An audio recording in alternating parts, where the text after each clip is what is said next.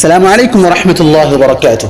الحمد لله رب العالمين، والصلاة والسلام على أشرف الأنبياء والمرسلين وعلى آله وأصحابه أجمعين ومن تبعهم بإحسان إلى يوم الدين. أما بعد، محترم خواتین و حضرات، آج کے اس چوتھے درس میں آپ کے سامنے ابن باز رحمۃ اللہ علیہ کی کتاب شروع کرنے کا شرف حاصل کرنے جا رہا ہوں، اور اس کے لیے میں اللہ سبحانہ و تعالیٰ سے دعا کرتا ہوں کہ اللہ سبحانہ و تعالیٰ ہم سب کو اس کتاب کا فہم اور اس کتاب کی سمجھ اور اس پر عمل کرنے کی توفیق عطا فرمائے.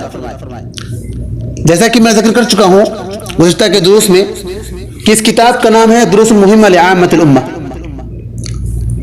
اور قبل اس کے کہ میں اس کتاب کی شروعات کروں ضروری سمجھتا ہوں کہ ایک اشکال کا جواب دیتا چلوں تاکہ اس کتاب کو سمجھنے میں ہمارے لیے آسانی ہو.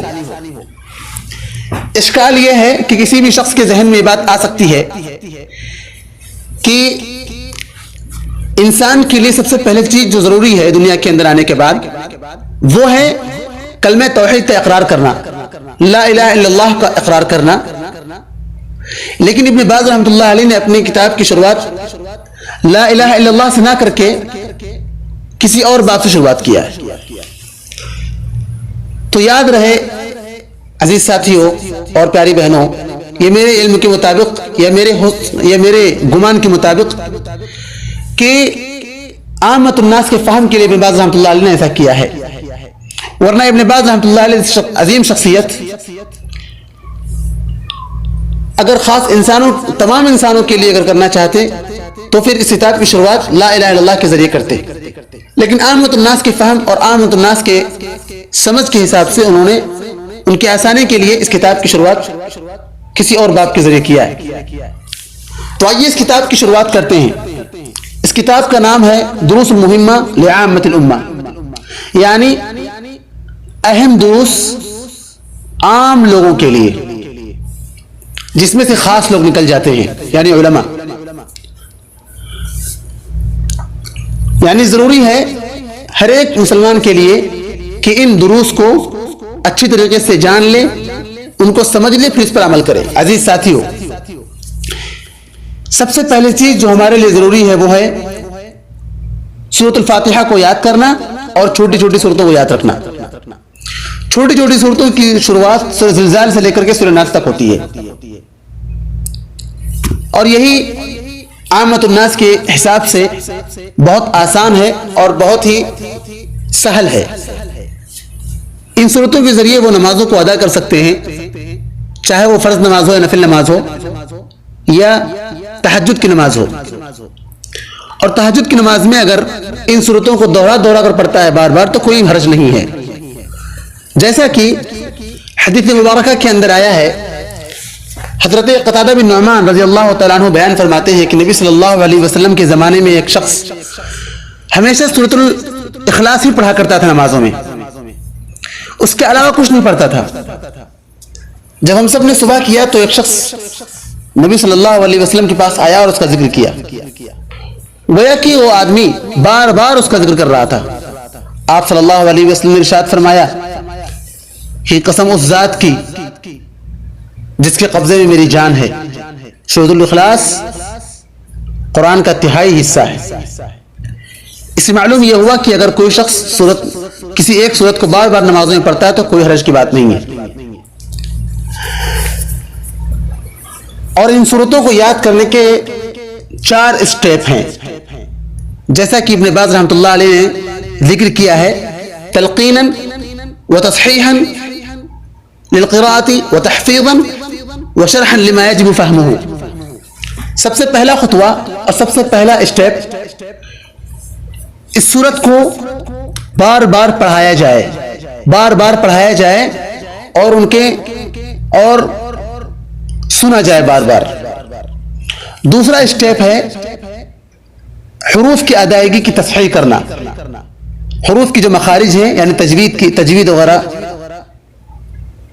تجوید کے ساتھ پڑھایا جائے. اور تیسرا مرحلہ ہے، تیسرا اسٹیپ ہے کہ پھر ان صورتوں کو یاد کیا جائے.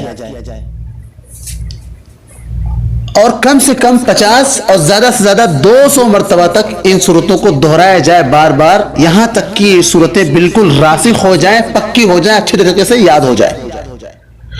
اور چوتھا اسٹیپ جو ہے وہ ہے ان صورتوں کے ترجمہ اور معانی اور مفہوم اور ان کی تفسیر کو سمجھنا۔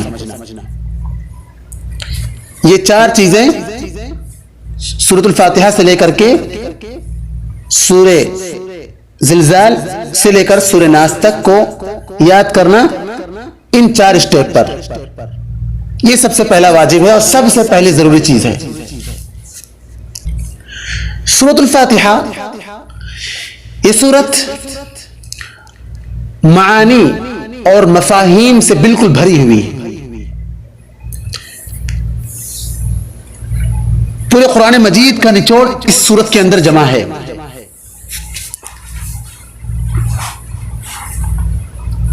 سب سے پہلے اس سورت کے اندر توحید الوہیت ہے، توحید ربوبیت ہے اور توحید اسماء و صفات ہے، اور پھر ساتھ ہی ساتھ اس سورت کے اندر آخرت کا یوم القیامہ کا بھی ذکر ہے۔ اور تیسری چیز،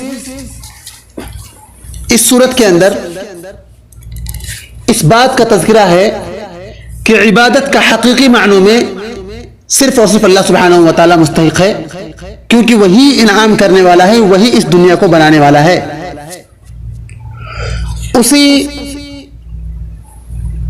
اسی نے تمام کو پیدا کیا ہے اور وہی تمام کا مالک ہے، اور وہی تمام مخلوقات اور جتنی بھی چیزیں اس کے ماتحتی میں ہیں، اور یقیناً تمام کی تمام چیزیں اس کے ماتحتی میں، اللہ سبحانہ و تعالیٰ کے علاوہ جتنی بھی چیزیں ہیں سب کی سب اس کے ماتحتی میں ہیں، ان سب کی تدبیر کرنا اور ان سب کے سسٹم کو چلانا اللہ سبحانہ و تعالیٰ کے ہاتھ میں ہے۔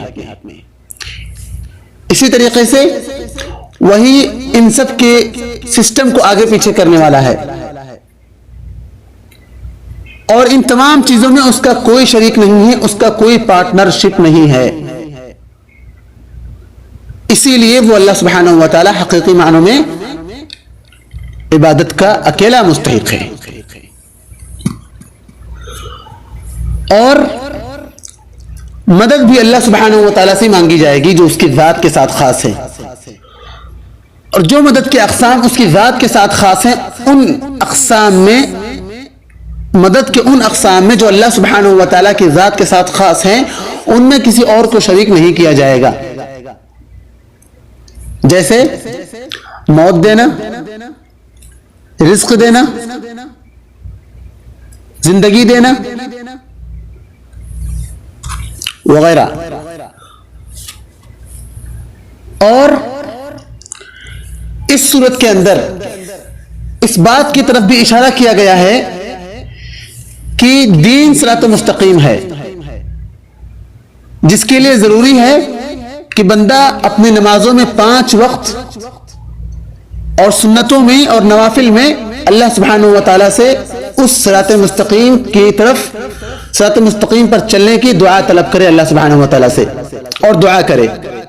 اللہ سبحانہ و تعالیٰ ارشاد فرماتے ہیں وَأَنَّ هَذَا صِرَاطٌ مُسْتَقِيمٌ فَاتَّبِعُوهُ وَلَا تَتَّبِعُوا السُّبُلَ فَتَفَرَّقَ بِكُمْ عَنْ سَبِيلِهِ، یہی میرا سیدھا راستہ ہے، اسی کی پیروی کرو، اس کے علاوہ کسی اور راستے کی پیروی مت کرو،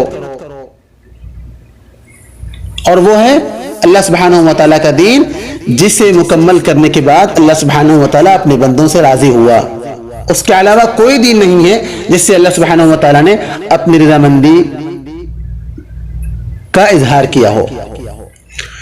اس کے بعد اللہ سبحانہ و تعالیٰ نے اس سورۃ کریمہ کے اندر ان لوگوں کا ذکر کیا ہے جو لوگ صراط مستقیم پر چلنے والے ہیں، نبیوں کا ذکر، سچے لوگوں کا ذکر جو اللہ تعالیٰ کی شریعت کی تصدیق کرتے ہیں، اور شہداء کا تذکرہ جو اللہ سبحانہ و تعالیٰ کے راستے میں لڑتے ہیں اور لڑتے لڑتے شہید ہو جاتے ہیں، اور نیک لوگوں کا تذکرہ